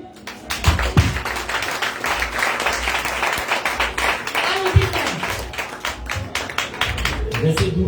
Oui. Car nous n'avons pas à lutter contre la chair et le sang, mais contre les dominations, oui. Contre les autorités, contre les princes de ce monde de ténèbres, oui. Contre les esprits méchants dans les lieux célestes. Voilà. Là, le Seigneur dit que nous n'avons pas à lutter contre la chair et le sang pour dire quoi? Il est en train de nous donner une orientation. Il dit parce que le mariage dans lequel nous allons là, ce n'est pas le mariage où, comme tu as vu le monsieur derrière la fenêtre et puis vous avez couché ensemble là, c'est pas ça. Mais moi, l'Éternel, voilà. Il y a un combat dans lequel je te convie. Voilà ce combat-là. Et puis dans ce combat, j'ai moi mon intérêt, mais le salut, toi, t'appartiendra. Il est en train de te parler. Il te donne les orientations. Il t'apporte l'enseignement qu'il faut. Il te laisse sa parole. Et puis il te laisse la paix de sa parole. Amen. Afin que si tu marches dans la condition, alors tu puisses atteindre véritablement le but de Dieu. C'est ce qui est important. Atteindre le but de Dieu. Alléluia. Frère, continue. Verset 13. Oui. C'est pourquoi. C'est pourquoi. Prenez toutes les armes de Dieu. Prenez toutes les armes de Dieu. Afin de pouvoir résister dans le mauvais jour. Afin de pouvoir résister dans le mauvais jour. Et tenir ferme après avoir tout surmonté. Tenir ferme après avoir tout surmonté. Donc il y a affaire dont on doit surmonter. Il y a affaire dont on doit surmonter, non? Il y a surmonté dedans, non? S'il y a surmonté, c'est qu'il y a épreuve. Ah! S'il y a surmonté, c'est qu'il y a un obstacle sur le chemin. S'il y a surmonté, c'est que des difficultés vont se présenter. Il n'y a pas quelqu'un qui va dire je me marie. Et puis de toute ma vie de mariage, il n'y a pas eu crise de bec. Un jour, tu as dit le monsieur là m'a énervé, il va te demander pardon. Un jour, c'est la femme qui a t'énervé, va te demander pardon. Mais c'est de savoir se pardonner. Alléluia. C'est pourquoi si nous savons pardonner aux autres, alors Dieu aussi nous pardonne. Amen. Ce n'est pas qu'il n'y aura pas de différents. Les différents viendront, mais ça ne nous divisera pas. N'est-ce pas? Quand on veut se marier, c'est comme ça. On ne doit pas dire que nous sommes en face de la perfection. On cherche à rendre heureux. Oui, on cherche à rendre heureux. Alléluia. C'est pourquoi Dieu est aussi patient envers nous. Vous voyez la patience de Dieu, non? C'est tout. Et il vous a aussi donné comme fruit de l'esprit le fruit de sa patience. Non, Seigneur, je fais telle chose. Moi, depuis je prie, je n'ai pas encore obtenu. Et puis le Seigneur te dit patience. Alléluia. Ça fait partie des vêtements spirituels afin d'obtenir la victoire. Ce qui m'étonne. Est-ce que vous passez la semaine sans venir au culte, mais les dimanches vous dormez? Allons-y. Verset 14. Et puis je dis qu'il va aller au ciel et puis vous levez aussi la main. C'est tous les dimanches je te vois et puis tu lèves ta main, tu veux aller au ciel. Tu me dit que je suis trop dur. Je ne suis pas trop dur. Si au moins toute la semaine, je t'ai vu en train de faire des jeûnes et prières pour toutes les nations. Et que dimanche je te vois, tu as soufflé et puis frère, tu es fatigué. Ah, soeur, du courage. Mais tu as vaqué à tes trafics. Et puis dimanche, tu viens dormir. Et puis on dit qu'il veut aller au ciel. Et puis tu lèves ta main. Toi-même, il faut juger. Entre toi et Dieu, il faut juger. Non, jugez vous-même. Vous ne voulez pas la vérité. Je vous dis la vérité. Même si c'est 5 qui a resté ici, on va partir au ciel. Frère, allons-y, on continue. Verset 14. Oui. Tenez donc ferme. Tu crois que c'est moi un ribaba sur ta tête. Avec ton sommeil spirituel, là, des ribaba pour tes mains. Tiens donc ferme, allons-y. Ayez à vos reins Oui. la vérité pour ceinture. Ayez à vos reins la vérité pour ceinture. Vous mentez. Même le fait de dire que oui, je sais que je suis sauvé là, tu es un menteur. Tu es sauvé par rapport à quoi? Tu ne connais même pas la parole de Dieu, tu es sauvé. Vous mentez. Ayez à vos reins la vérité pour ceinture. Pourquoi on dit d'avoir à tes reins la vérité pour ceinture? Je ne veux pas décortiquer les âmes spirituelles. Je veux passer sur les revêtements. Mais le Seigneur a stationné mon esprit là, c'est pourquoi je parle. La ceinture. La vérité pour ceinture. Qu'est-ce que le Seigneur te dit par là? Oui, mais Seigneur mien. De mettre au centre de ta marche Oui. la parole de Dieu. Merci, tu as bien tout trouvé. Mais au centre de ta marche chrétienne, la parole de Dieu. Que ça ne soit plus Madame Casso qui est en train de m'exiger une chose. Mais j'ai rencontré la parole, j'ai épousé sa vérité. C'est tout. Mets à terre la vérité pour ceinture. Si tu as cette vérité en toi, je ne vais pas m'introduire dans ton foyer même pour juger un parent. Je t'assure. Tu auras la sagesse de Dieu parce que tu as la parole. Tu l'as mis au centre de ta vie. Et chaque situation de ta vie se trouve dans la parole de Dieu. Le comportement adopté face à une situation se trouve dans la parole de Dieu. Les actions que tu dois poser se trouvent dans la parole de Dieu. Si la parole est au centre de ta vie, on n'aura rien à te dire, tu ne seras pas jugé. Mais quand la parole n'est pas au centre de notre vie, ce n'est pas la ceinture à tes reins. Ce sont les accusations dans le foyer, comme Adam et Ève ont fait dans le jardin d'Éden. La femme que tu m'as donnée, l'homme que tu as mis, la femme que tu m'as donnée. Comme si toi aussi, tu n'as pas aimé le mariage, comme si c'est Jésus qui est venu coucher une femme là à ta place. Il ne faut rien quoi. Il a dit les mots clairs. Quand Jésus t'a donné femme là, c'est Jésus qui a mis femme là à l'hôtel. Quand Jésus t'a donné femme là, c'est le Seigneur qui est venu enlever caleçon à ciel. Alors quand parole est venue là, c'est nous qui vais accuser ici. Il faut pas gérer ta chose. Amen. Amen. Vous avez besoin des mots dévoilés. La parole même elle est déjà voilée. C'est ce que le Seigneur t'a dit. Vous avez besoin des mots dévoilés pour savoir ce que Dieu dit. Vous fatiguez trop les gens. Ok. Que Jésus soit glorifié. Frère, continuons. C'est trop dur? Non, c'est bon. Il n'est pas trop fort, non? Ça va aller. Il est choqué, hein? Il est choqué encore. Allons-y. Revêtez la cuirasse de la justice. Revêtez la cuirasse de la justice. Une cuirasse, c'est quoi? Une cuirasse, c'est quoi? Protection, non? Une arme de défense, n'est-ce pas? Voilà, ça te permet d'être protégé. Pourtant, la Bible dit c'est quoi qui te protège? Quelle justice te protège? La justice de Dieu. Mais est-ce que tu connais les profondeurs de Dieu pour connaître sa justice? Donc, dans quel coup elle peut te protéger? Vous voyez qu'il y a trop d'études à faire concernant la parole. On dit qu'il faut revêtir la cuirasse de la justice. Toi, tu as vu ça comme ça, comme une phrase. Regarde les profondeurs, va les analyser. La justice de Dieu te protège comment? Donc, en réalité, tout est déjà dit. Si Satan arrive à ta voix, c'est que c'est toi-même ta volonté. Parce que la justice, elle est déjà faite. C'est pourquoi la Bible te dit, il faut que tu mettes sur toi la cuirasse de la justice. Là, si je vais dans tel endroit, c'est selon Dieu. Et l'action que j'ai posée est selon Dieu. Et dans la justice de Dieu, je dois recevoir une bénédiction. Si Satan vient pour m'attaquer, la parole va le contrer. La parole va agir. Il n'y a plus rien à faire. C'est fait. L'Apocalypse dit, Jésus a fini, il dit, c'est fait. Donc aujourd'hui, combat spirituel est multiplié à cause de quoi? À cause de la désobéissance. Parce qu'on ne connaît pas les profondeurs de la parole. Tu dis, je suis sauvé. C'est sur quelle base tu es en train d'être sauvé? Révèle la cuirasse de la justice. Parce que c'est la parole de Dieu, elle, qui te protège.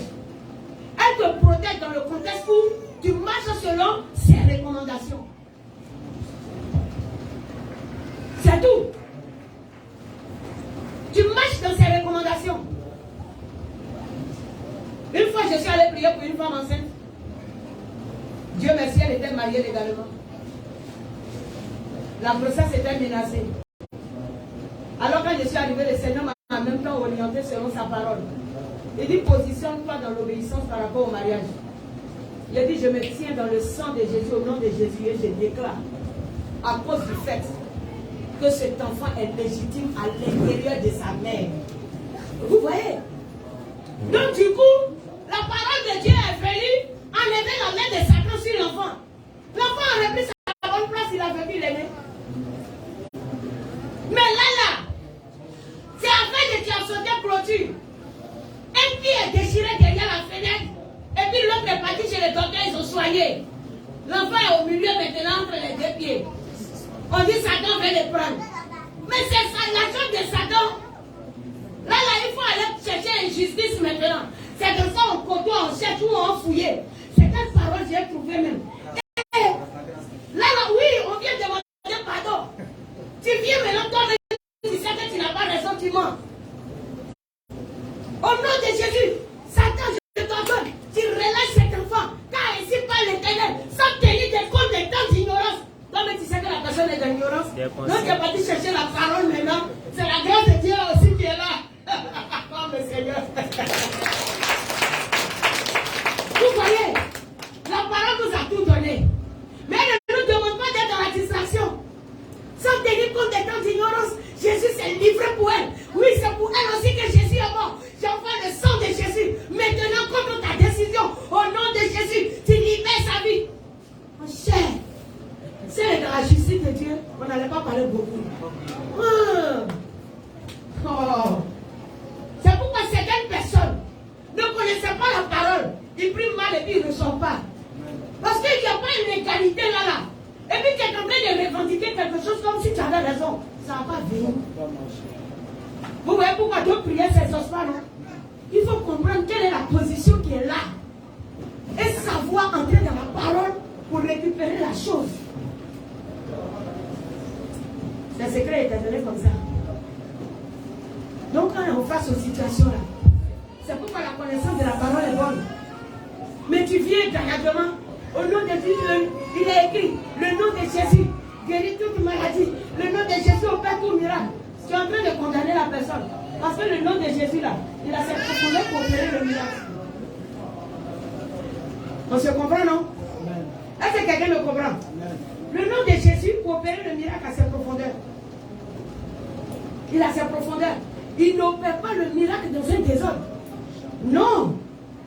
Il opère son miracle dans la justice de Dieu. Alléluia. C'est tout. Le nom de Jésus opère son miracle dans la justice de Dieu. Il n'opère pas son miracle dans un désordre. C'est terminé. Satan connaît ses droits. Vous pensez que quoi? C'est pourquoi il ignore la connaissance. Si on n'a pas la connaissance, on va se détruire, on va se tuer. Gloire à Jésus. C'est très important. Amen. Oui, frère, finir les âmes spirituelles, je ne vais pas les décrire tous. Ce que j'ai décrit là, ça les suffit déjà. Celui qui a de la sagesse comprend ce que j'ai dit. Allons-y. Verset 15. Ouais. Mettez pour chaussures à vos pieds le zèle que donne l'évangile de paix. Prenez par-dessus tout cela le bouclier de la foi, le bouclier de la foi, avec lequel vous pourrez éteindre tous les traits enflammés du malin. Verset 17. Va chercher à la maison bouclier de la foi avec quoi? Parce que la foi vient de ce qu'on entend, et ce qu'on entend encore vient de la parole de Dieu. Donc tu sauras si tu as le bouclier ou pas. Si tu n'as pas le bouclier, l'ennemi va venir. Et puis il va t'allumer, son feu va te brûler. Si tu as le bouclier, tu pourras éteindre les traits enflammés du malin. Amen. Quand on dit le feu de l'ennemi va te brûler, ça veut dire quoi? Le sorcier va lancer maladie, ça va t'attraper. C'est ça le feu de l'ennemi. Mais si tu as la parole, le mal est lancé, tu le retournes à l'envoyeur. C'est terminé. Gloire à Jésus. Amen. Et c'est la parole qui travaille. Allons-y, frère. Verset 17. Oui. Prenez aussi le casque du salut et l'épée de l'esprit, qui est la parole de Dieu. Amen. C'est bon, il faut laisser. Donc allez dire ça à la maison. Amen. Prenez Ephésiens 6, allez-y méditer vous-même. Gloire à Jésus. Ça, ce sont les revêtements. Sur le plan spirituel, Dieu nous a donné. On a vu le fruit de l'esprit. On a vu les âmes spirituelles. Alléluia. Mais est-ce que physiquement aussi, il n'y a pas de vêtements que Dieu nous donne? Il y a des vêtements. Est-ce que le Seigneur ne travaille qu'avec notre spirituel? Quand il y a les œuvres justes, les œuvres sont spirituelles, c'est physique, n'est-ce pas? Même quand le Seigneur dit tu ne commettras pas l'adultère, spirituellement il veut dire quoi? Quand il dit tu ne commettras pas l'adultère, c'est pour envoyer ton esprit à comprendre. Oui, monsieur. Aller chez le féticheur. Voilà, quand tu as Jésus, tu vas chez féticheur, tu vas chez marabout, tu fais les choses du village, les coutumes, tout et tout, on appelle ça l'adultère spirituel. Mais est-ce que ça veut dire que le Seigneur ne s'occupe que de ce spirituel? Et que sur le plan physique, il peut te permettre de faire l'adultère? Non. Alors l'adultère sur le plan physique, c'est quoi? Adultère sur le plan physique, c'est quoi? Dieu marche dans les deux contextes parce que c'est Dieu qui a créé les deux mondes. Amen. Oui. Oui, et qu'une femme aussi mariée se lève pour aller chercher un autre homme. Voilà, vice versa. Alléluia. Donc, oui, tu dis?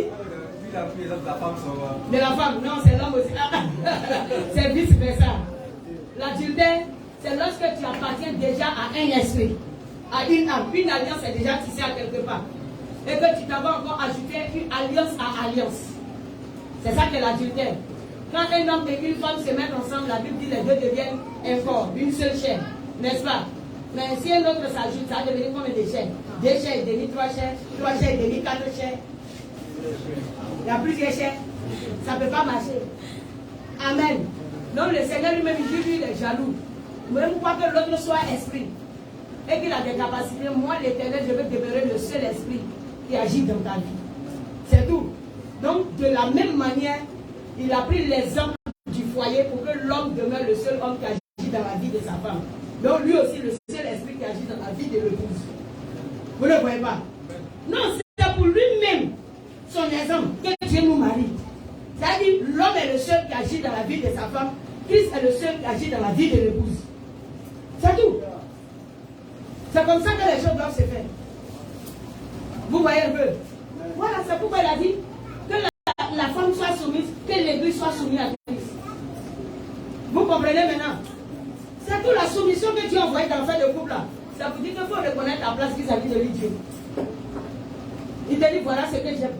Il y a des femmes qui disent que non, moi, mon mari dit qu'il aime, que quand il me voit en pantalon, avec les trucs, tout et tout. C'est vrai, non?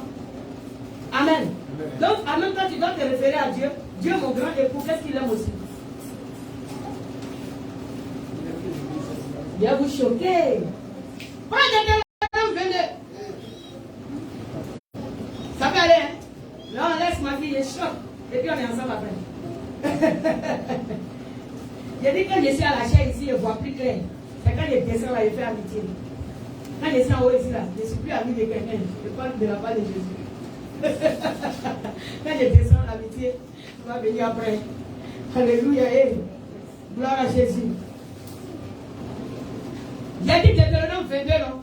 Amen. Mais je veux que tu mettes ça en pause d'abord. Prends Exode 28, verset 4.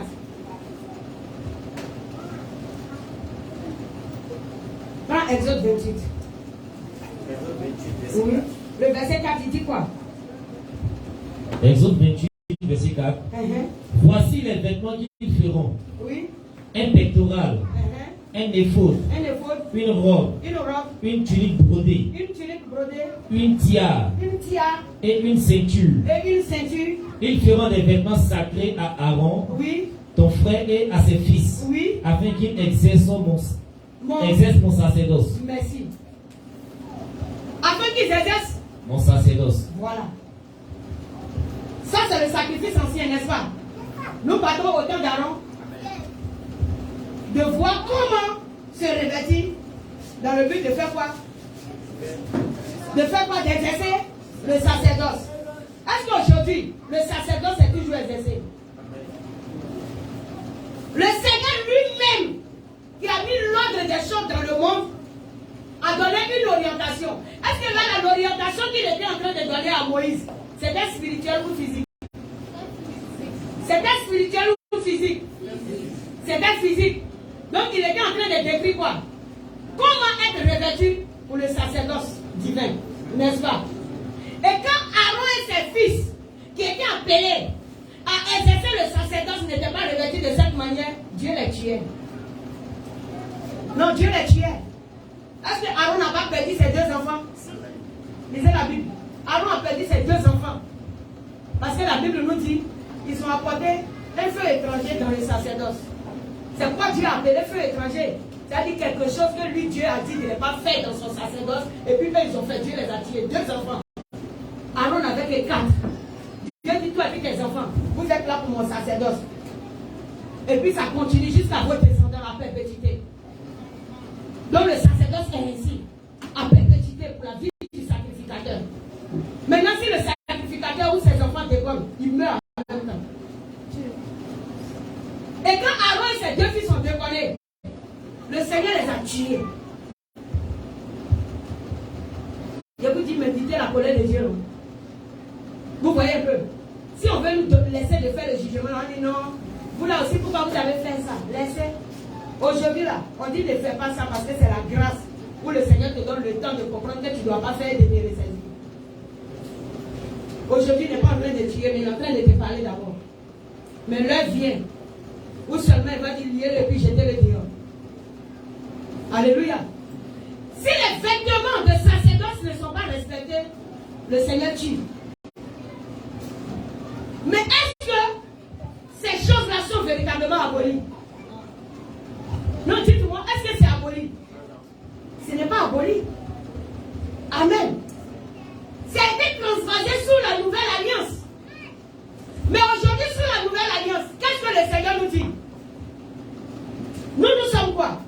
Le sacerdoce est-il terminé? Nous sommes quoi? Un sacerdoce royal. Nous sommes aussi des sacrificateurs. La Bible dit que Christ, alors par sa mort, a fait maintenant de chacun de nous, il n'y a pas affaire de dire c'était Aaron et sa famille. C'est chaque personne maintenant qui est devenue quoi? Sacrificateur pour Jésus. Et chacun a le libre accès d'entrer dans le sanctuaire pour aller faire le sacerdoce de Dieu.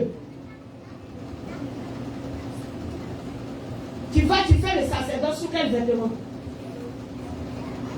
C'est toujours les mêmes recommandations de la loi. N'est-ce pas que ça continue?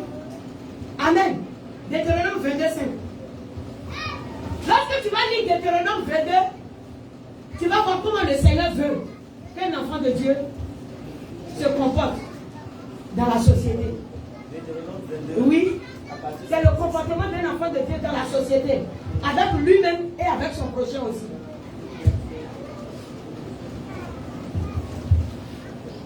Oui, allons-y. Une femme ne portera point un habillement d'homme. Mais la Bible point même. C'est-à-dire qu'il ne faut pas chercher derrière. Hein? Il n'y a pas contour. Voilà. Reprends bien d'abord. Et puis allons-y. Verset 5. Oui. Une femme ne portera point un habillement d'homme. Oui. Et un homme ne portera point des vêtements de femme. Ça veut dire que là, c'est physiquement maintenant que le Seigneur te dit, quand on doit te voir, parce que le monde peut faire le mélange. Femme peut faire ce qu'elle veut et homme peut faire ce qu'il veut. Mais il te dit que dans le Seigneur, lui dans son sacerdoce, il ne veut pas que la femme porte ce qui appartient à un homme et que l'homme porte ce qui appartient à une femme. Ça, ce sont les orientations du Seigneur pour une personne engagée dans son sacerdoce. Alléluia. Et puis ce n'est pas terminé. Je ne vais pas continuer. Arrivé à la maison, il faut lire tout de Deutéronome. Il a dit, il n'est pas direct dans mes sacs, il fait trop chaud. Prends Esaïe 3. Je m'appelle. Je suis pour vous donner. Notez les passages, allez-y étudier. Esaïe 3. Oui. Waouh. Il fait trop chaud. Si on fait pas vite, les gens vont s'écouter.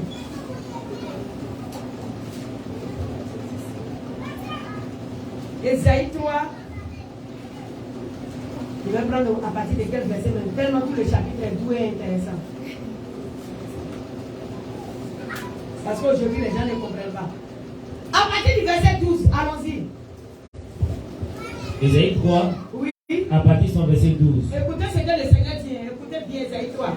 Pardonnez, notez. Et puis allez-y méditer ça aussi. Je vous dis notez en même temps. Esaïe 3. À partir du verset 12. Esaïe 3, verset 12. Ouais. Mon peuple a pour oppresseur des enfants. Mon peuple a pour oppresseur des enfants. Et des femmes dominent sur lui. Et des femmes dominent sur mon peuple. Oui. Mon peuple, ceux qui te conduisent t'égarent. Attends. Parce que là, ils ne vont pas comprendre. Il a dit que mon peuple a pour oppresseur des enfants. Pardonnez, expliquez-moi. Oh, ceux qui font l'école avec moi, ils connaissent de quoi je parle. Oh, hey, vous qui étudiez là. Vous qui étudiez. M'a dit, on a encore enseignement ici. Mon peuple a pour oppresseur des enfants et des femmes dominent sur lui. Ça veut dire quoi, Madame Hassel? Tu es censé connaître cette vérité là. Sinon tu as gêné avec ton mari. Il n'était pas là. Vous êtes une chair. Mon peuple a pour oppresseur des enfants et des femmes dominent sur lui. Le Seigneur veut parler de quoi? Voici. Est-ce que tu es sûr que petit David doit peut t'oppresser? Il ne peut pas t'oppresser. Donc c'est pour te donner la sagesse que je suis en train de parler. Donc le Seigneur veut dire quoi? Le Seigneur vient. Est-ce qu'un enfant de 2 ans peut t'oppresser? Il ne peut pas. Donc mon peuple a pour oppresseur des enfants. Mon peuple a pour oppresseur des enfants. Et des femmes dominent sur lui. L'Esprit de Dieu, s'il vous plaît. Oui, mais Seigneur vient. Selon l'ordre que Dieu a établi, il y a des enfants. Il y a, par exemple, tu es enfant, tu nais, tu es enfant, tu grandis, tu deviens fils. Mais avant d'atteindre la maturité, non, c'est pas le contexte. Trésor.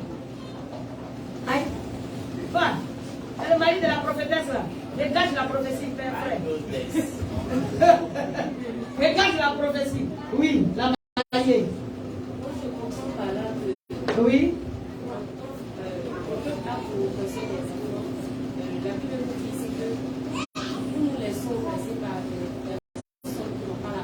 Sois béni. C'est la prophétesse, ma fille. Aïe. Vous vous laissez entraîner par des personnes qui n'ont pas la connaissance. Et puis vous êtes content d'être dans leur message. Et puis c'est ce qui vous arrange. Eux-mêmes sont des enfants, ils n'ont pas la connaissance. Ils vont vous dire quoi? Mon peuple a pour oppresser des enfants. Et des femmes dominent sur lui. Quand le Seigneur prend dans la parole de Dieu l'image de la femme, il veut parler de quoi? D'un pasteur qui nourrit une église. C'est tout. Il veut parler de pasteur. Donc lis bien le pasteur, tu vas voir. Il veut parler des pasteurs qui n'ont pas de connaissance, qui ne vous apportent pas la vérité, qui vous mentent. Les profondeurs sont cachées. Comme ils n'ont pas reçu les profondeurs, ils ont commencé à gérer l'église selon les rudiments du monde et selon les actions personnelles. Et vous, ça vous a arrangé. De sorte que quand la véritable vérité vient, vous dites que non, ces personnes-là exagèrent. Elles n'exagèrent pas. Sauf les prophéties, sauf l'écriture pour voir qui exagère. C'est tout. Oui. Oui. Parce que c'est la parole de Dieu qui permet d'écouter de l'étape enfant à l'étape de fils. Merci, ah oui. Quand tu es grand, tu n'es plus enfant. Oui. Quand tu n'as pas la parole de Dieu en toi, tu es enfant, quoi que tu sois physiquement grand. Comme quoi que tu sois physiquement grand. Le peuple de Dieu est oppressé par des personnes qui sont physiquement grands mais qui n'ont pas la connaissance véritable. Dieu qui les a menés à la maturité. Voilà. La parole qui doit les sauver, qui doit sauver le peuple, n'est pas prêchée au peuple de Dieu aujourd'hui. Mon peuple a pour oppresseur des enfants et des femmes dominent sur lui. Vous comprenez? Et si vous voulez comprendre la pensée de Dieu, lisez les livres prophétiques. Jean et puis Matthieu, là, eux là, ils ne vont pas vous détruire les profondeurs. C'est dans la prophétie, dans les livres des prophètes que tout s'est réalisé. Et Jésus dit que quoi? Il est venu pour tout accomplir. C'est tout. Il est venu. Il n'est pas venu pour abolir, mais accomplir au fait la chose. Donc si tu n'as pas connu l'Ancien Testament, tu ne peux pas comprendre les vérités du Nouveau Testament. C'est impossible pour toi. Il faut acclamer Jésus. Oui, frère, alors. Mon peuple a pour oppresseur des enfants et des femmes dominent sur lui. Oui. Mon peuple, ceux qui te conduisent t'égarent. Vous voyez, non? Vous comprenez maintenant que c'est de ça qu'il veut parler. Ceux qui te conduisent t'égarent. Ils sont en train de t'égarer, de te mentir. Tu es dans une mauvaise assurance. Tu crois en ton salut, mais tu n'es pas sauvé. C'est faux. Oui, allons-y. Et ils corrompent la voie dans laquelle tu marches. L'Éternel se présente pour plaider. Oui. Il est debout pour juger les peuples. L'Éternel entre en jugement avec les anciens de son peuple et avec ses chefs. Vous avez brouté la vigne. Vous avez brouté la vigne. Ils ont brouté la vigne de quelle manière? On vous a imposé des loups. Oui. Oui, en faisant quoi? En vous disant que si tu as fait telle offrande là, ouais, maladie là va quitter, sorcellerie là va partir, au lieu de te dire, il faut que tu ailles embrasser la parole de Dieu pour la délivrance de ton problème. Ils t'ont menti. On dit qu'une offrande pouvait régler la situation. Et que si tu envoyais du sel, qu'on a lavé tes pieds, que tout était résolu. Qui t'a dit que le sel pouvait résoudre le problème, tandis que Dieu déclare que toi-même, lorsque tu as la parole, tu es le sel de la terre. Comment toi tu sais maintenant, tu as perdu ta saveur? Un enfant, oui, une femme qui n'a pas de connaissance, dépose tes pieds dans le bassin, elle met beaucoup de sel dedans, et puis tu as déposé une enveloppe de 200 000 à côté, ils ont versé une sur enveloppe là, c'est son argent lui veut. C'est son argent lui veut, sinon ce que tu viens de faire là, c'est connerie. C'est des bêtises. Mais toi tu préfères qu'on t'exige quelque chose comme ça, que de t'exiger le respect de la parole. Oui, c'est ce que tu veux. Tu vois qu'il est plus facile qu'un prophète lave tes pieds avec du sel que de te mettre en accord avec la parole. Donc comme lui aussi, il a commis tes intentions et que tu es difficile à offrir à Dieu et qu'il faut des ruses pour pouvoir te débrouiller, alors il utilise des ruses pour te débrouiller. Il utilise des ruses pour te débrouiller. Et mais tu aimes quand tu te débrouilles. C'est pourquoi il a dit que vous avez brouté la vigne. Elle dit c'est que je leur ai donné là, vous avez sucé les jus. L'argent, vous avez tout pris dans leurs mains. Et puis ils n'ont même pas reçu la connaissance. Ce qui est malheureux, qu'ils vont se retrouver en enfer après avoir fait tout ça. Et ils croient qu'ils l'ont fait pour l'Éternel. Les gens ne lisent pas la parole de Dieu, s'ils ne vont se ressaisir. Allons-y. Quand tu es caché, tu vas aller faire tes offrandes prophétiques. Tu vas voir. Si je vais chez maman caché, elle va me dire encore que non, j'ai péché à cause de ça. Mais si tu as péché, on te dit que tu as péché. Tu ne veux pas qu'elle te dise que tu as péché. Donc quelqu'un qui va couvrir tes péchés, puis te laver avec du sel, là, c'est lui que tu veux. Va te laver avec du sel. Toi-même, un jour, tu seras dans la sauce. Parce que celle là, c'est la sauce sur le nez. Allons-y. Tu es rentré dans la sauce, non? Va prendre du sel. Ils vont te laver. Tu ne peux pas prendre ton frère pour dire non. La femme, là, en tout cas, je m'avais fait une offrande à l'Éternel dans sa main parce qu'elle marche dans les conditions de la vérité. Non, tu attends d'abord de prendre du sel avec huile. Parce que tu veux devenir baril du Mauritanien. Allons-y, frère. Folie, frère, en plus. Il y a des gens même qui payent du vin pour laver les gens. Il y a des pasteurs qui nettoient les gens avec du lait. C'est ça qui coule. Parce que, ouais, ta vie va couler le lait et le miel. Donc, du coup, on prend le lait et le miel, on va te laver. Donc, tu veux ça. Tu es devenu maintenant comme enfant de féticheur. Le sang des sacrifices est rempli sur lui, il ne peut pas dormir. Il doit rester comme ça pendant je ne sais pas combien de mois. Donc, toi aussi, enfant de Dieu, le sang de Jésus n'a rien fait à la croix. La Bible dit que le sacrifice est accompli. C'est maintenant que tu vas prendre le lait et le miel pour aller te laver, beurrer ton visage. Mon frère, il faut nettoyer ta peau. C'est pas grave. Viens là, ça arrange. Allons-y, lecture. Vous avez brouté la vigne. Vous avez brouté la vigne. Verset 14 qui continue. Merci. La dépouille du pauvre est dans vos maisons. Ça dit, tu as vu, non? Vous avez brouté la vigne. La dépouille du pauvre est dans vos maisons. Vous les avez déjà tués. C'est la funéraille là. Non, Dieu, il parle quoi? La dépouille du pauvre est dans vos maisons. Moi, je ne vais pas déposer le cadavre de quelqu'un chez moi. C'est à cause de ça que je parle. Tout le monde difficile, je parlerai toujours. Allons-y. Verset 15. Ouais. De quel droit foulez-vous mon peuple et écrasez-vous la face des pauvres? Dit le Seigneur. Dit le Seigneur, l'Éternel des armées. Oui. Continuons. Verset 16. L'Éternel dit, oui. Parce que les filles de Sion sont orgueilleuses. Voilà ce qui arrive. Qu'est-ce qui provoque toutes ces choses? Allons-y, on va comprendre maintenant. Dieu parle. Il a parlé de ceux qui vous dépouillent. Mais qu'est-ce qui fait qu'ils font ça? Parce que vous aussi, vous êtes dans des attitudes qui ne plaisent pas à Dieu. Vous ne voulez pas épouser la parole, vous voulez marcher selon les choses du monde.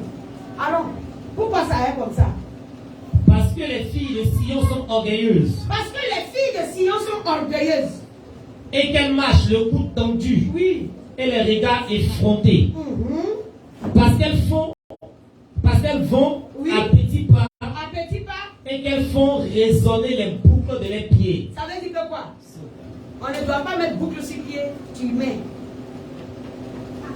Vous ne comprenez pas la prophétie. C'est-à-dire, moi, mais interdit les boucles là. Mais il faut que ça soit là, pour que tu aies le cou tendu. Pour que tu puisses chercher à montrer une élégance quelconque à cause de tous les maquillages que tu as. Mais quand tu es dans cette attitude, ma parole est loin de toi. Et comme ma parole est loin de toi, tu es dans les difficultés, le prophète va prendre du sel pour te laver.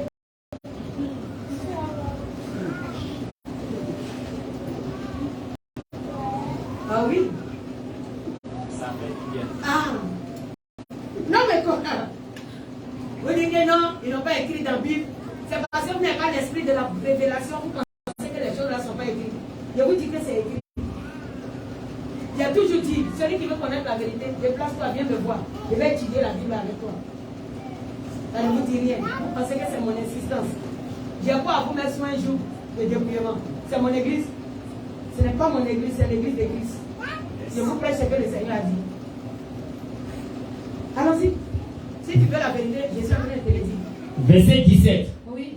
Le Seigneur rendra chauve le sommet de la tête des filles de Sion. L'Éternel découvrira leur nudité. Découvrira leur nudité, ça veut dire, il va rendre chauve le sommet de ta tête, il va découvrir ta nudité, ça veut dire que quoi? Là, il dit pendant les difficultés là, c'est là que tu verras que tu n'as même pas Dieu en toi. Ta nudité sera vue. Parce que c'est toi qui te dis que tu es responsable à l'église. Et puis quand on dit prophétie là, non, on ne peut pas calculer. Mais voilà, quand le Seigneur va commencer à ravager ta maison, il va te rendre chauve. Ça veut dire que quoi? Il va enlever la gloire sur toi. Il va enlever la gloire sur toi pour montrer que la parole de Dieu n'a jamais vécu dans tes familles. Est-ce que les gens lisent la parole? Saint des Saints, que Jésus nous aide. Oui, allons. Verset 18. En ce jour, le Seigneur ôtera les boucles qui servent d'ornement à leurs pieds, et les filets, et les croissants, oui. Les pendants d'oreilles, les bracelets, et les voiles. les diadèmes, les chaînettes des pieds et les ceintures, les boîtes de senteurs et les amulettes, les bagues et les anneaux du nez, les vêtements précieux et les larges tuniques, les manteaux et les gibecières, les miroirs et les chemises fines, les turbans et les surtouts légers. Au lieu de parfum, il aura de l'infection. Au lieu de ceinture, une corde. Au lieu de cheveux bouclés, une tête chauve. Au lieu d'un large manteau, un sac étroit, une marque flétrissante au lieu de beauté. Amen. Amen. Le reste, là, ils n'ont qu'à aller lire à la maison. Ils n'ont qu'à aller lire le reste à la maison. Ça veut dire toutes ces choses que tu ramasses pour dire que c'est décor, c'est paru, etc., etc. Est-ce que tu as consulté Dieu pour savoir comment une personne du sacerdoce doit se mettre? C'est parce qu'aujourd'hui, tu ne peux pas tout fouiller pour vous donner. Quand tu fouilles tout dans les détails, tu vas voir que le Seigneur a rejeté ces choses-là. Depuis le désert, Exode 35, le Seigneur dit, si moi je descends au milieu de mon peuple, que je vois qu'il est paré de bijoux, tout et tout, je vais le consumer par mon feu. Le consumer par le feu, c'est quoi? C'est le descendre en enfer. Parce qu'il a pris une résolution. Le Seigneur a pris une résolution. On va sauter, on ne va pas tout lire. Va à partir du verset 26. Oui. Même Esaïe 3 là. Verset 26 de Esaïe 3. Les portes de Sion gémiront et seront dans le deuil. Oui. Dépouillée, elle s'assiera par terre. Continue. Les 7 femmes saisiront. Et 7 femmes saisiront en ce jour un seul homme et diront, oui. Nous mangerons notre pain. Oui. Et nous nous vêtirons de nos habits. Faites-nous seulement porter ton nom. Faites-nous seulement porter ton nom. Enlève notre opprobre. C'est qui a rendu le mariage difficile? C'est pas ta manière de faire. En tout cas, c'est ton mariage qui allait te donner un garçon. Je ne vais pas rentrer dans toutes les profondeurs. Allons, frère, entame le cap. Mais qu'est-ce que le Seigneur dit face à toutes ces choses? Verset 2. Oui. En ce temps-là, le gemme de l'Éternel aura de la magnificence et de la gloire. Merci. C'est en ce temps-là que le gemme de l'Éternel aura de la magnificence et de la gloire. Quel est le gemme de l'Éternel? Oui, monsieur Nyonye. Le gemme de l'Éternel, c'est qui? C'est toi. Amen. Yeah. Pourquoi il dit que c'est lui? Pourquoi il est le gemme de l'Éternel? Il est la semence de Dieu. En lui, Dieu a mis sa parole. Et comme il est la semence de Dieu, que Dieu a mis sa parole en lui, lui, il n'est pas dans ce que Esaïe 3 a cité là. Il n'est pas dans ça. Amen. Et comme il n'est pas dans ça, le malheur qui va arriver alors, si les fils de Sion qui ont fait ces choses-là, ce malheur-là ne va pas lui arriver. Est-ce que tu es dedans ou tu n'es pas dedans?